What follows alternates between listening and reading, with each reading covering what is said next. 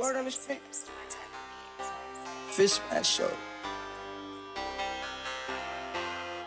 What's the word on the street? Like who got the beats that be killing the game? Who's up on the screen? Who playing who? What's the score on the sheet? Fiso the Prince got him taking the seat. Got the legends giving us the 411. Fiso Maz from the 031. No hating sports and entertainment when we got it all and we're the only ones. And after all that action, love how we dripping high fashion. Drippy on some rich amnestic, baby stylists and soak up with passion. If it's giving us less, then we never settle. Make sure you pull up and bring all your medals. Sit back and relax, let's go. It's FisMaz bringing you the FisMaz show. It's the FisMaz show. It's the FisMaz show. It's the FisMaz show. It's the FisMaz show.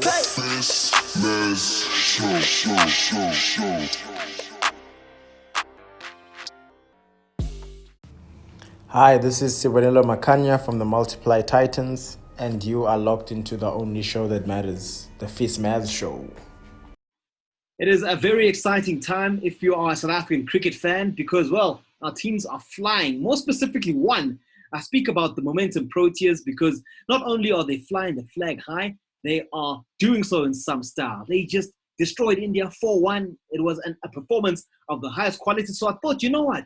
Let me bring in some faces you will know as a cricket fan and faces who can take us through exactly how things have gone out in India. So I've got Sinalo Jafta as well as Trisha Chetty, and I'm really interested to chat to them. And yeah, 4-1. Sinalo, I'm going to start with you because that is some performance, isn't it? To have produced the goods against India away from home. Take me through it, man. Come on. Okay, so let me just start off just by saying, like, the team did really well. So it was never like, obviously there are standout performances, but I will say, like, from a team base, it was like, we ticked all the boxes. And obviously, like, you have to commend batting from Laura, Lazal, middle order, Laura, Mignon. Yeah, it goes, the list is endless, definitely. Trisha, as a player who I guess has immense experience at the international level, how special, how sweet is this particular win for South Africa and the manner in which the team did it? Oh man, it's so amazing. From when I started in 2007, leading up to 2021. I mean, it's just amazing progress, and we're just going from strength to strength. And it's so great to just be a part of this, actually. You speak of being a part of this. You've been a part of the team for a long time, as you did say now. You look at how historic this moment is. As one of the senior players, you look at the South African team and think, I'm excited about what's to come. Yes, definitely. I think, it's not just our seniors that's picking up their hands. It's also the juniors. And it's amazing talent to watch. And I'm just so proud of just being part of it and seeing everyone grow game by game, day by day. Sinalo, I mean, you look at how the entire series went. You look at how the progress of the group would have been pretty special. Were the signs early on from your own preparation as a group, were the signs there that something like this could happen? Oh, no, 100%. We always you never want to enter a series thinking that you're going to start on the back foot. So we just said we're going to stick to one brand of cricket, and that's like entertaining. And obviously, everything just fell into place. So I think that's basically my highlight, basically. And in terms of India itself, it's a place where I think a lot of people here at home, they maybe don't get just how fanatic people are about cricket. When you tell them, it's like, oh, okay, cool. But when you experience it, I know when I went to the men's team, it's just a different kettle of fish out there. I mean, how has it been for you off the field? Obviously, with the challenges of COVID-19 as well, but just in terms of enjoyment and the country as a whole, how challenging has it been, and how good has the experience been? For me, it's just been a great experience. Obviously, I had the likes of talking to Trish game by game, and obviously, like, she's been helping me with my game quite a bit. And obviously, coming back to the hotel, you don't have the luxury of just stepping outside and walking. So I will say mentally, I have been tested, but I mean, you only come back stronger. Trish, for you, again, different experience, to be playing in those particular conditions. But, South Africa have done it before against India. How sweet is it this time around? think it's much sweeter this time around. I mean, winning 4-1 in the home ground in the backyard and us pulling it through, and it was clinical win. So, it's great to see that, and I'm like I said before, I'm just so proud of every single one that actually went on that field. I want to touch on the both of you, two very special players, the safest hands in the team, just want to touch as from a keeper's perspective, where both of you come from, where you learn to play the game. I'm going to start with you, Sinalo, because I've got a special story to tell about Trish. So Sinalo, first, take us through where you come from and just your history of the game. So basically, it started 2008 in grade 8. I had no ambitions of playing cricket ever, but I think I thought I'd be the best all-rounder in the world, but I couldn't bowl to save my life. So Angelique Tai gave me the gloves, and then I never looked back from there. So yeah, that's a journey when it comes to wicket keeping and everything. Yeah. And in terms of where you're from, I'm sure there's plenty of fans out there that are intrigued with regards to where you come from, how you learned the game, where you started playing. Obviously, I started playing in high school. So I'm from East London. So I went to Stirling High School. So I learned there. And I remember watching a lot of test match cricket, Makayantini. So I think that's where, because I knew how to bat, but I just didn't know how to bowl. So that's why the all-rounder came into mind. No, fair enough. I don't know if you know, myself and Trisha go way back. She used to punish us there. She used to score lots of runs against us. Trish, you played for Chester United, is that right? Yes, Chester United. Played for Chester United. With the boys. Yeah, with the boys. The boys team. I played for Momentum Proteas. I think the first time I played against Trish, I think we were under 13, if I'm not mistaken. So myself and Trish go way back in terms of battles on the field. So I do have a bit of a background, but take me through, I guess, the early parts of your cricketing career, Trish, and how special it was to be able to perform at such a level at such a young age. I started at the age of 7. It's an old story. Started at the age of 7, and I went into mini cricket and then played with the boys at club level and then school level and provincial, and suddenly got into the South African women's team. But at the age of 7, you're obviously not thinking so far ahead, and it was just pure fun and just pure talent, playing with your uncles in the backyard and stuff like that. So I only thought about playing for SA after I started playing with the women's team, and then I said, you know what, I want a shot at that as a wicket keeper. I first started as a batter. You won't believe that, and and then took the gloves and fell in love with it, and then it just took my career further. You've left out a key part of the story there, Trisha, and I'm not happy about it. You're supposed to tell them about how we used to beat you. Imagine when was that? Against United. Like, come on, don't leave out bits and pieces here. You can't keep quiet. Stop trying to throw shade. You're beating us. Remember us beating you guys, every single time we saw you. I probably got your wicket once or twice. You see, I knew I should have just done this interview with Jafta alone, because I knew you were going to lie. I know how Durbanites are. And I'm also from Durban. I know how Durbanites are. Durbanites are But yeah, man, I guess it's really great to hear from the both of you with regards to where you would have started playing the game, and the growth point of view.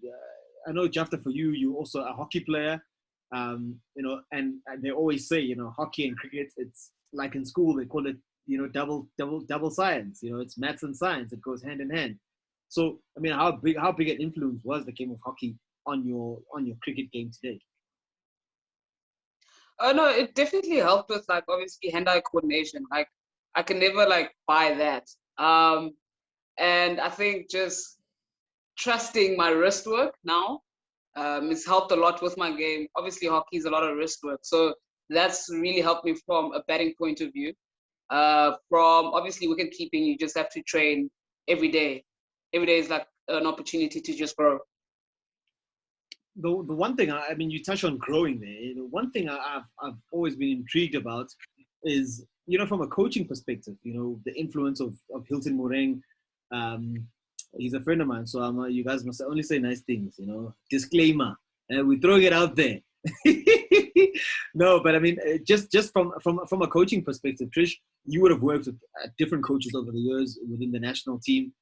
But we've seen, you know, the steady growth, you know, semi-finals of World Cups consistently, you know, big series wins.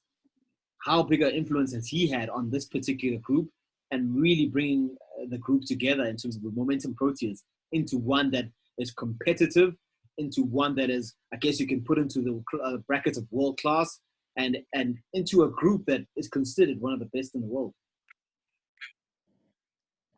Yeah, it's been a long journey, you know, leading up to this World Cup as well. But Hilton Moreng has been there throughout our journey, trying to shape us and get a culture going for the team. But we've also had good assistant coaches as well, coaches back home, like Denisha Demnaran. I think they all played a role in shaping each and one of us individually for us to perform at this level. So yeah, I think coaching staff play a big part in us getting to where we need to be. But at the end of the day, yes, it relies on each player and each individual to actually take responsibility at the end of the day. Sinalo, how important has, I guess, the spirit of togetherness been for the success of this team? We've seen, you know, certain players going out and obviously playing on the big stage, whether it's Big Bash, whether it's playing in India in the T20s. But regardless of I guess, how big their star grows, there always seems to be a sense of togetherness and a grounded approach from the Momentum Proteas. Yeah, 100%. Obviously, you like in our bunch, there's like world-class players. So obviously, as a youngster coming in, they're more than willing to like give you advice whenever you ask for it. And I will say, when you go on the field, it's just that aura of just there's something great that's blooming over here. And for me, I think that's what's keeping me going is I constantly have to grow and not get left behind. Right, it's that time of the show where we have a bit of fun, you know, and we move off the field, if I can call it that. Jafta's already busting out the dance moves. It's not that kind of fun. Come on, it's not Cape Town yet. Huh? You think it's Long Street here? No, it must behave. You know, when I... At the time, Jay. Huh? What'd you say? She's competing with the Durbanites. Ah, you see. Oh, it's on a 15. Oh, no, don't worry. We'll allow you in. We'll allow you into our circle. It's okay. But I mean, just speaking, you know, off the field, you know, again, I touched on togetherness, but, you know, in terms of having fun, in terms of, I guess, being allowed to be yourselves, how big a part is that in terms of, you know, being a success as an athlete? You know, what do you guys do in your spare time? You know, I'm going to start with you, Trisha. Just getting your mind off the game when you haven't played well, getting your mind off the game when you have played well and perhaps you just need to refresh. How big is that? I think it plays a massive role, especially in this bio bubble. You know, it's quite limited where you can't just go out and go to the shops or take your mind off stuff. So you got to keep yourself busy. I think most of us turn to Netflix and we watch series, or we just get together in the team room and play some table tennis or chat with family and friends back home. Yeah, those are the things that I kind of do. Jafta, I know you're quite busy with regards to, I know you like doing your interviews on social media and you're quite big on that. Ever thought of broadcasting as potentially something to do beyond that? Is that something that you genuinely enjoy doing? No, I really enjoy doing it because I don't enjoy being on this side. I like to ask questions. And obviously, like going back to what Trish said, I'm not really like a Netflix person, but I do Xbox. So I don't know. And obviously, yeah, when I get back home, I just want to go to camps there. That's it. Well, I can see the Xbox there behind you, but I don't know how good you are. You know, I think maybe one day, you know, we must get someone to challenge you. And yeah, we see. We see. I can play against Trish. Trish, I don't trust Trish. I can play that game. I don't trust Trish. Trish used to play Mario Brothers. She doesn't know Xbox. Yes. Old school. But I mean, again, you touching on just what you ladies will do in your spare time, and I guess how when you go on tour, and people just think that you go on the field and why don't they play well? How can they drop a catch? How can they not score runs? X, Y, Z. I think it goes across all sporting codes, and people forget the basic thing. Athletes are also humans. Trish? Okay. Trish is just smiling there. She's like, No, I just think I think personally for me, like I'm like my most, like I give myself the most criticism. So whatever I hear from there, I probably already told myself in my head. So I think it's just like moving on. And like the one thing that Trish always says to me is like, if it happens and it's done, you just have to move on and just keep building. and personally for me, I've played a long time, so I failed a lot as well, but I always see failure as me improving and getting better. I always believe you have to fail to succeed, and that's the way I play now. I don't want to make those mistakes, but if it happens, you got to bounce back. And I think that's very important, especially when you're on that field. We all are human, so don't be too hard on yourself. Just try and bounce back and do something greater. Yeah, I think that's a fantastic message that a lot of, I guess, people can apply, and it's not only even in the sporting world, but in society as a whole. Quite often we underestimate the power of mistakes and the power of not losing. And sometimes you need that mindset shift where it's not losing, it's learning. And being able to apply it straight away to say, when I'm in that scenario again, I see it. I'm not running away from it. I'm going again. How important is that, Sinalo, in terms of, I guess, just always having that forward-thinking mentality? Yeah, but my biggest saying is you have to respect the game for it to look after you. If you take it for granted, then cricket will humble you. And that's the one thing that kind of motivates me, is like, just stay in the moment, just do what you're supposed to do, and you will get taken care of by Mother Cricket. That's what I call it. So that's just like my mindset and my mentality, obviously, going forward. I want to get to grips with, I guess, the relationship the both of you will have as keepers. You often see in football as well, the keepers will kind of work together quite a lot, and it becomes its own little family. Starting with you, Sinalo, the influence that a player like Trish, who has an abundance of experience and quality, what has she brought to you as a player, and I guess as someone she would have probably played a role in terms of mentoring? Trish, the one thing that I've learned from her, she's right there, so you must say nice things. I see. So the one thing that she's taught me is like body language.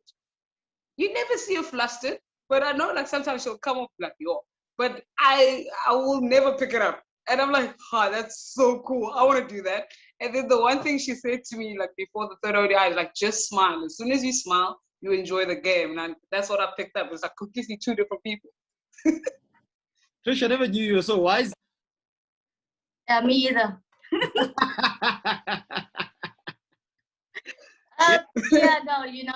You have to. I've played a lot, so you have to give back in whatever you've learned. So I try and give as much advice as I can to Sinalo. I don't know if she takes it or not. But yeah, we also help each other in a way.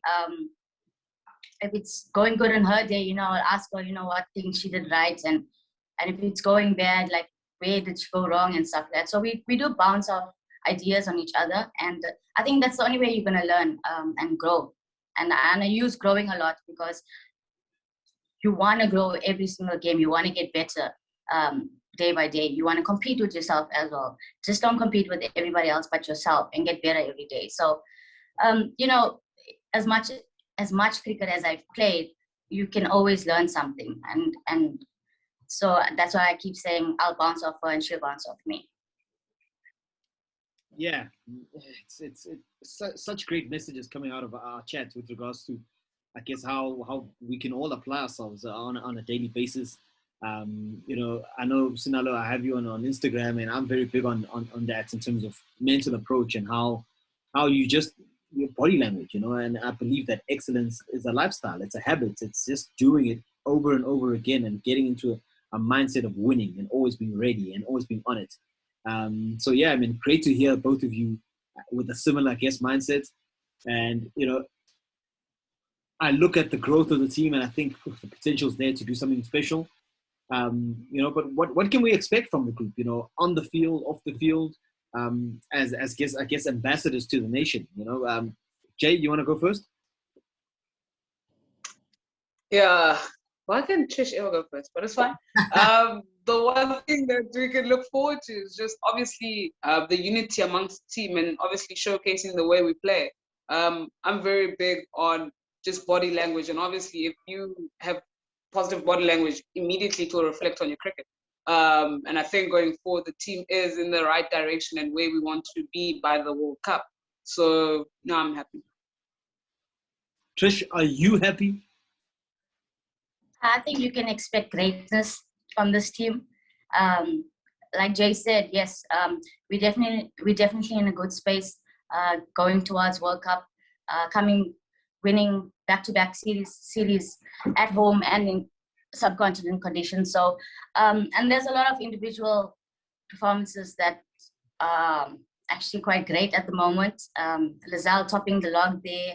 I can name a few, but it might take a while. Shibnam getting 150 wickets.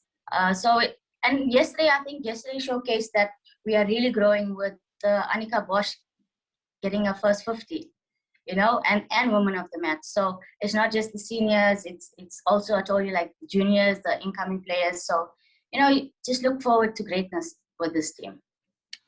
And lastly, I think in closing, I want you guys to, I guess, send a message to your fans here in South Africa, and in terms of, their support. And I know a lot of people have been behind the team.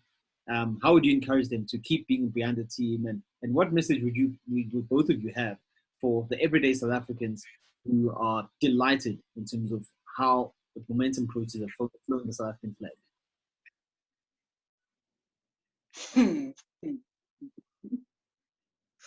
Trish?